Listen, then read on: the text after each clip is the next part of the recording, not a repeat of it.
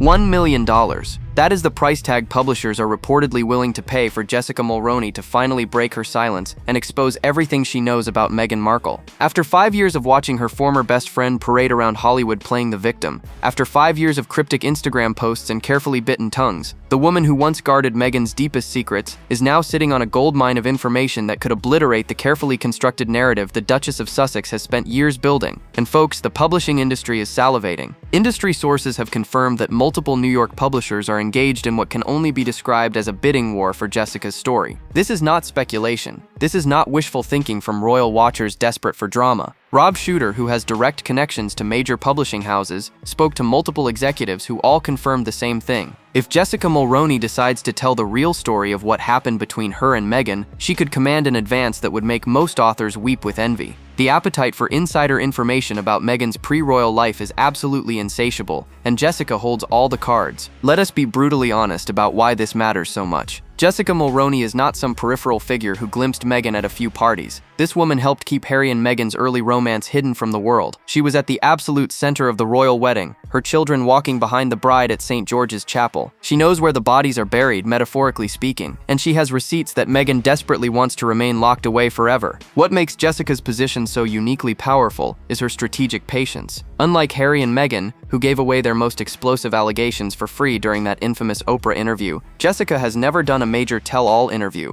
She has never leaked information to tabloids. She has preserved her leverage with the discipline of someone who understands exactly what she possesses. While the Sussexes were busy handing Oprah Winfrey ratings gold without apparently negotiating a proper payday, Jessica was quietly watching, waiting, and accumulating even more reasons to eventually speak. The irony is absolutely staggering when you think about it. Meghan built her entire post-royal brand on being the victim, the woman who was silenced, the truth teller who just wanted her story heard. And now the person who knows her best, who witnessed the real Meghan behind closed doors during those crucial Toronto years, is the one person whose truth could bring the whole facade crashing down. Meghan spent years cultivating an image as a loyal friend, a supportive woman who lifts up other women. Jessica Mulroney's mere existence as a potential author proves what a devastating lie that has been all along. But to understand why Jessica is finally positioned to talk, and why publishers believe now is the moment she might actually do it, we need to examine how Meghan systematically destroyed her closest friendship and left Jessica with absolutely nothing left to protect. Jessica Mulroney was not just another name in Meghan Markle's contact list. She was the architect of Meghan's entire aesthetic during those critical years when a relatively unknown actress was transforming herself into princess material. As a celebrity stylist with impeccable connections in the fashion world, Jessica helped craft the image that would eventually catch a prince's eye. But more than that, she was the vault where Meghan stored her most precious secrets during the Toronto years, when Suits was still her primary claim to fame. The depth of their friendship was on full display at the royal wedding in May of 2018. Jessica's twin sons, Brian and John, served as page boys carrying Meghan's stunning train as she walked toward her future at St. George's Chapel. Her daughter Ivy was a bridesmaid alongside Princess Charlotte herself, a position of honor that signaled to the world exactly how close these two women were. This was not a friendship of convenience. This was, by all appearances, a bond forged in genuine affection and mutual trust. Sources who observed their relationship during those years describe an almost sisterly dynamic. Jessica was the person Meghan turned to for everything from wardrobe crises to emotional support during the roller coaster of dating a prince under intense media scrutiny. When Harry proposed with that stunning 3-stone ring, Meghan did not wait to share the news. She FaceTimed Jessica immediately, wanting her closest friend to share in the joy of the moment. That footage was so precious to Meghan that she proudly included it in her Netflix documentary years later, back when she still wanted the world to see her as someone capable of maintaining deep female friendships. Allow me to translate what that documentary inclusion really meant. Meghan was using Jessica's image to bolster her own reputation as a good friend, as a loyal confidant, as someone women could trust and admire. Jessica was not just in the documentary, she was being deployed as evidence of Meghan's character.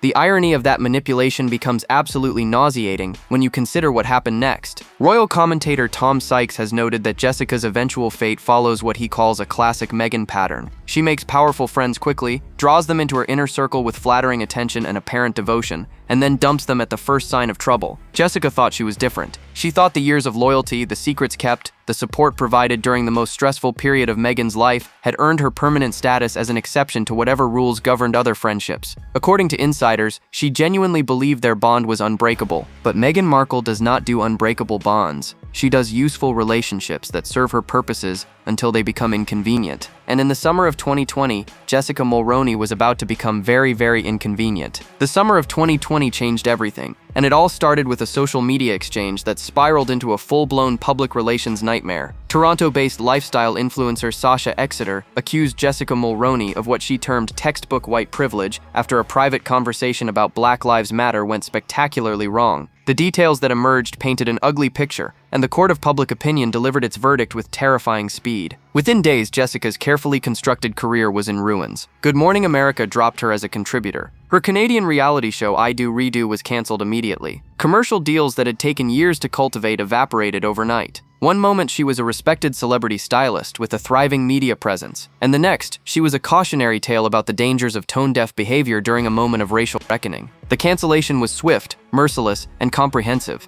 In the immediate aftermath, Jessica publicly defended her friendship with Meghan with touching loyalty. She posted on social media that Meghan was the kindest friend and that she checked up on me every day during the crisis. Let that sink in for a moment. While her entire professional life was crumbling around her while she was being pilloried across social media and losing everything she had worked for, Jessica still took time to publicly vouch for Meghan's character as a supportive friend. She was still protecting the friendship even as her own reputation burned. 6 months later, Jessica shared a photograph of flowers allegedly sent by Meghan, captioning them with the words "luckiest friend" and "thanks MM." On the surface, this seemed to confirm that despite the controversy, despite the public humiliation, the friendship remained intact. Meghan had supposedly stood by her friend when it mattered most, proving all those critics wrong who suggested she was incapable of genuine loyalty. But folks, here is where the story takes a much darker turn. What Jessica was posting publicly and what was actually happening behind closed doors were two entirely different things. Sources close to the situation now reveal that Meghan's support was far more performative than substantive. Those daily check-ins Jessica mentioned, they reportedly dried up quickly once it became clear that association with Jessica could damage Meghan's carefully cultivated image as a racial justice advocate. The flowers and the public displays of friendship were allegedly more about Meghan's optics than genuine support for a friend in crisis. The cruelest part of this entire saga is how publicly Jessica continued defending someone who was already in the process of abandoning her. She was still playing the role of loyal friend while Meghan was quietly distancing herself, waiting for the right moment to complete the severance without getting any of the blame on her designer shoes. But behind closed doors, something very different was happening. And Jessica's social media would soon tell the real story of a friendship that was bleeding out. By 2021, the mask had slipped completely, and Jessica Mulroney's Instagram account transformed into a chronicle of betrayal that anyone paying attention could easily decode.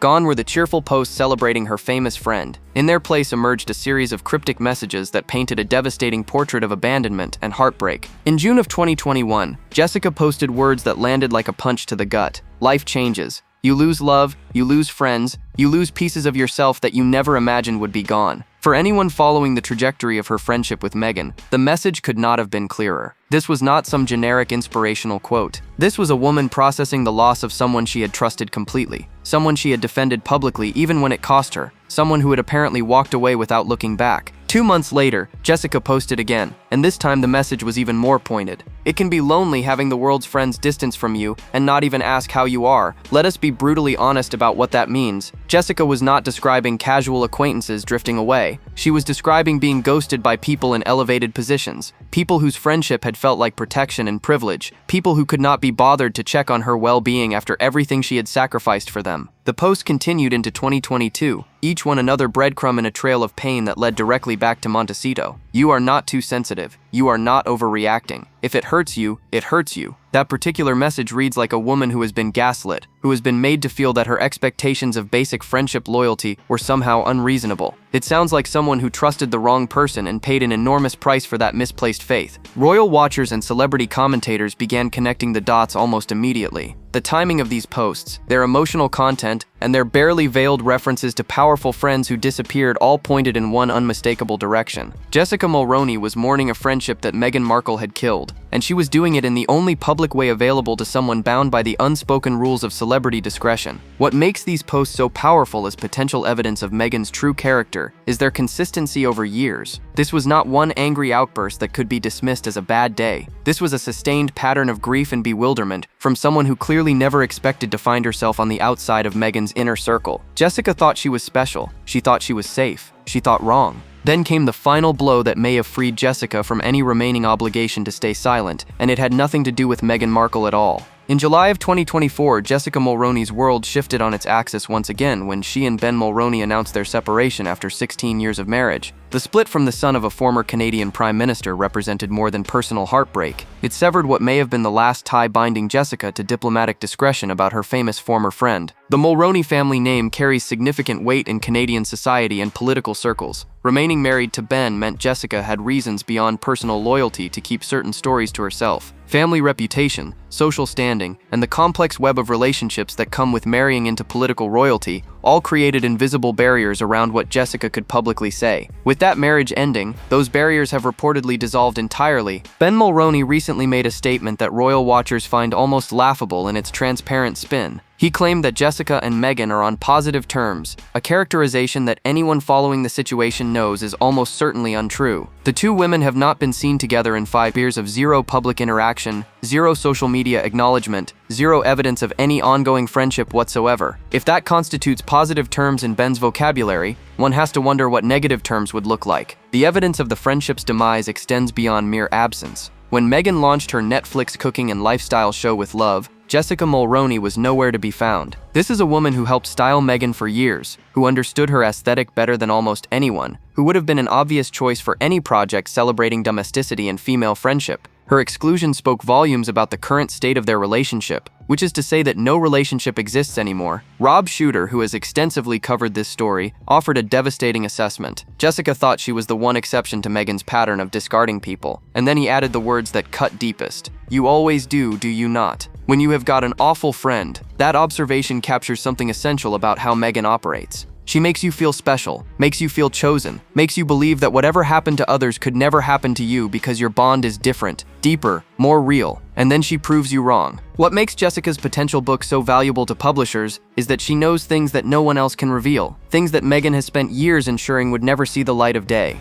Publishing industry sources have been remarkably candid about why Jessica Mulroney represents such a valuable acquisition. One executive described her as the one figure who could give a detailed inside account of Meghan's pre-royal life, a period that remains shrouded in mystery despite all the interviews and documentaries the Sussexes have produced. The Toronto years, the transformation from working actress to future Duchess, the real personality behind the public image during those crucial formative years. Jessica witnessed it all. She was there during the years surrounding the wedding and the eventual exit from the royal family, periods that Meghan and Harry have attempted to control through their own carefully curated narratives. But their version of events has always been suspiciously one-sided, filled with accusations and grievances, but remarkably light on verifiable details or corroborating witnesses. Jessica could change that equation entirely. She could provide the context, the contradictions, and the uncomfortable truths that the Sussexes have worked so hard to bury. What makes Jessica's silence so remarkable, and therefore so valuable, is how disciplined she has been for half a decade. Unlike Harry and Meghan, who sat down with Oprah Winfrey and handed over bombshell after bombshell, without apparently securing the kind of payday such revelations should command, Jessica has never done a major interview about her friendship. She has never leaked information to tabloids.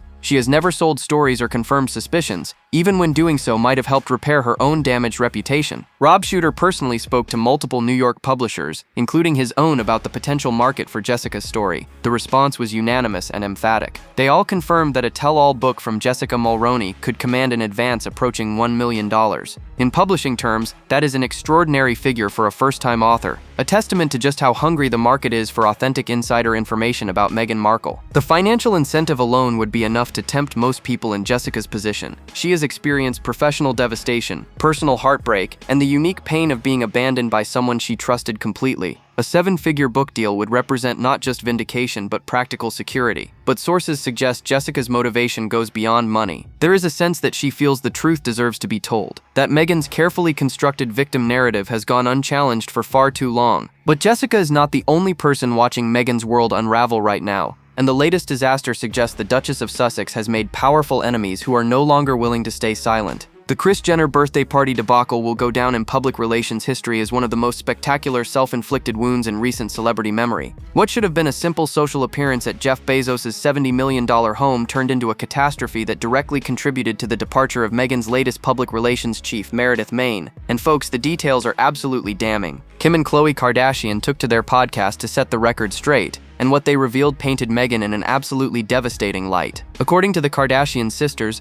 they had explicit permission to post photographs from the party. This was not some paparazzi ambush or unauthorized leak. The Sussexes agreed to be photographed, smiled for the cameras, and presumably understood that images would be shared. Then, only after realizing the event coincided with Remembrance Day in the United Kingdom, they allegedly asked for the photos to be deleted. Allow me to translate what happened next. When the photos could not be memory holed and public criticism erupted over the Sussexes partying while veterans were being honored, someone needed to take the blame, and that someone was not going to be Harry or Meghan. The Kardashians, who had done absolutely nothing wrong, found themselves thrown under the bus by a couple desperate to protect their own image at any cost. The Kardashians' response was characteristically blunt. It was made into something crazy and ridiculous that did not have to be. Those words carry the weight of genuine frustration from women who know exactly how the fame game works and recognize when they are being used as scapegoats. Rob Shooter offered perhaps the most cutting observation about the entire affair. When a Kardashian has the upper moral hand in an argument, you are probably not winning. Let that sink in for a moment. The Kardashians, a family not exactly known for understated behavior, came out of this confrontation looking like the reasonable parties. Meredith Maine's departure after just 7 months on the job speaks volumes about the impossibility of managing Meghan's public image. This was not some inexperienced newcomer who could not handle the pressure. Maine was a seasoned professional who presumably took the job believing she could help rehabilitate the Sussex brand. Instead, she found herself caught in the crossfire of yet another avoidable controversy, asked to spin the unspinnable, and apparently decided that no paycheck was worth the professional damage of continued association. This disaster has cost Meghan far more than just one public relations person, and the consequences are still rippling through Hollywood's most exclusive circles. The fallout from the Kardashian disaster has spread far beyond social media embarrassment, and sources confirm that Meghan Markle now faces something far worse than bad press. She faces social exile from the very A-list circles she spent years trying to infiltrate. Jeff Bezos, who generously hosted that fateful party at his palatial home, has reportedly turned on the Sussexes completely. The implications are devastating. Bezos now sponsors the Met Gala, one of the most coveted invitations in the fashion and celebrity world. Sources confirm that Meghan may be effectively banned from attending, frozen out of an event that would have represented the ultimate validation of her fashion icon aspirations. For someone who has built her entire post-royal identity around being embraced by Hollywood royalty, this exclusion represents a public humiliation that no amount of Netflix cooking shows can remedy. But the Met Gala is just the beginning of Meghan's social wilderness. Sources confirm that invitations to the Grammys, the Oscars, and major private parties are no longer forthcoming. The unspoken consensus among entertainment industry power brokers is that Harry and Meghan are simply too risky to have around. Every interaction becomes a potential liability, every photograph a future weapon that might be turned against the host if things go wrong. The pattern has become undeniable to anyone paying attention. Spotify wanted nothing to do with her after the podcast venture collapsed in acrimony and mutual recriminations. Netflix, despite still technically having a relationship with the Sussexes, has shown marked reluctance to greenlight additional projects.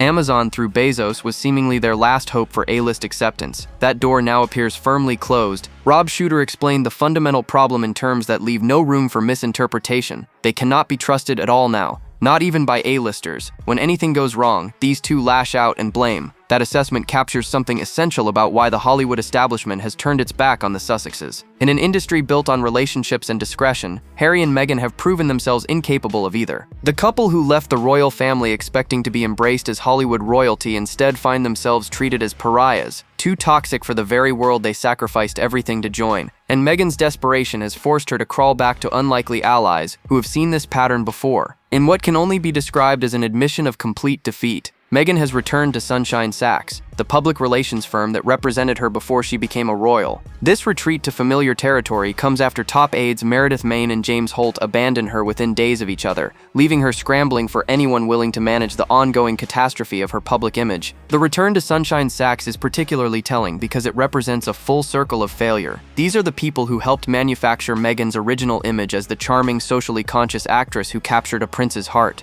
They have seen her at her most calculating, understood her methods, and presumably have no illusions about who they are dealing with. That they are willing to take her back suggests either remarkable forgiveness or the kind of professional detachment that comes from viewing clients purely as revenue sources. Rob Shooter has provided fascinating insight into Meghan's operational tactics, and the pattern he describes is chilling in its strategic calculation. She tests her attacks on low-hanging fruit first, using smaller targets to perfect her approach before deploying the same methods against bigger names. Princess Michael of Kent, a minor royal figure with limited public sympathy, served as the testing ground for accusations that would later be leveled at far more significant members of the royal family. The same playbook used against Princess Michael, the same framing of encounters as racially charged slights, the same deployment of unnamed sources and unverifiable claims was subsequently used against senior royals, including accusations that someone within the family expressed concerns about Archie's potential skin color. Whether those accusations are true or false, the tactical progression from small target to large target suggests a deliberate strategy rather than spontaneous truth-telling. Those who have been in Meghan's inner circle, who have witnessed her methods firsthand, all eventually tell the same story. One insider summarized it with devastating simplicity. Loyalty is one-sided. It is loyalty to her. She is not loyal to anybody else. That assessment comes from people who, like Jessica Mulroney, believed they were special, believed they were exceptions, believed their devotion would be reciprocated. They all learned the same painful lesson. Which brings us back to why Jessica Mulroney's book could be the final nail in Meghan's carefully constructed image, and why publishers believe now is finally the moment she might be ready to hammer it home. Jessica Mulroney holds the keys to Meghan Markle's past in a way that no other living person does except perhaps Trevor Engelson, Meghan's first husband, who has maintained his own remarkable silence over the years. She witnessed the Toronto years when Meghan was still becoming the person who would eventually marry a prince. She knows the real story of the early Harry romance, the strategies and calculations that went into capturing royal attention. She has wedding secrets that Meghan has never wanted the public to know. Most importantly, she knows the truth about what really happened to their friendship, and why Meghan abandoned the woman who had stood by her through everything. That story alone, told with the detail and emotional honesty that only Jessica can provide, would be worth every penny of that $1 million advance. It would expose the fundamental cruelty at the heart of how Meghan treats the people closest to her. Jessica is now single, freed from the family obligations that may have previously encouraged discretion. Her marriage to Ben Mulroney is over, and with it any expectation that she maintain diplomatic silence for the sake of political connections or social standing. She is watched as publishers compete for her story, as the world waits for someone to finally provide an authentic insider account of Meghan's true character. The opportunity is there. The motivation is there. The financial incentive is substantial. Trevor Engelson remains the only other person who knows as much as Jessica does about who Meghan really is behind the public performance. Both have remained remarkably quiet throughout years of Sussex drama, watching as Meghan's self-serving narrative went largely unchallenged in the press. But Engelson has moved on with his life, remarried, started a family, and seems content to let that chapter remain closed. Jessica's circumstances are different. Jessica has been publicly humiliated, professionally destroyed, and personally betrayed by someone she loved like a sister. The question at this point is not whether Jessica will eventually write the book. The publishing interest is too strong, the financial incentive too compelling, and the desire for vindication too powerful for this story to remain untold forever. The real question is whether Meghan Markle can survive what comes out when Jessica finally decides to share everything she knows. Do you think Jessica should finally tell her story, or is there any chance this friendship could ever be repaired? Drop your thoughts below. Like, subscribe, and stay tuned, because the next video is waiting, and you will not believe what is coming next.